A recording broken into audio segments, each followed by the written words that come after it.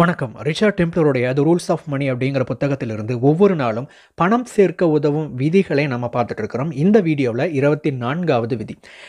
பொதுவாக நீங்கள் நிறைய இடத்துல பார்த்துருக்கலாம்.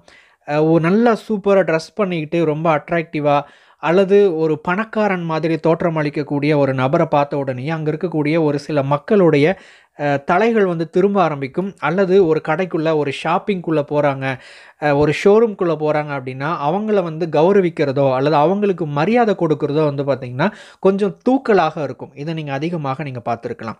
இந்த 24வது விதியில் ரிச்சர்ட் டெம்ப்ளர் என்ன சொல்கிறாரு அப்படின்னா, நீங்கள் பணக்காரனை போல தோற்றம் அளிக்க வேண்டும், அப்போ தான் உங்களால் பணக்காரன் ஆக முடியும் அப்படின்னு சொல்கிறாரு.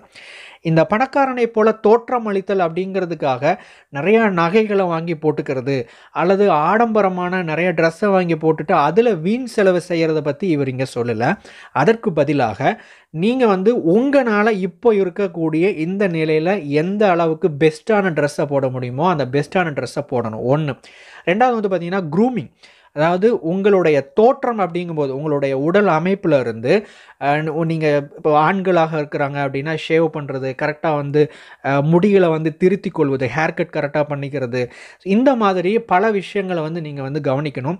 சிம்பிளாக சொல்லணும் அப்படின்னா நீங்கள் வந்து நீட்டாகவும் இருக்கணும், அதே சமயம் நீங்கள் வந்து ரொம்ப பவர்ஃபுல்லாகவும் இருக்கணும், கான்ஃபிடென்ட்டாகவும் இருக்கணும். ஸோ இந்த விஷயத்தின்படி நீங்கள் இந்த தோற்றத்தை நீங்கள் பிரதிபலிச்சிங்க அப்படின்னா மக்கள் கண்ணாடி மாதிரி நீங்கள் எதை கொடுத்தீங்களோ அதை அப்படியே வந்து ரிஃப்ளெக்ட் பண்ணுவாங்க. அதாவது மதிப்பும் மரியாதையும் உயர்வும் உங்களுக்கு கிடைக்கும்.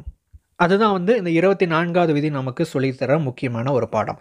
அடுத்த வீடியோவில் 25வது விதியோடு உங்களை சந்திக்கிறேன். தேங்க்ஸ் ஃபார் வாட்சிங்.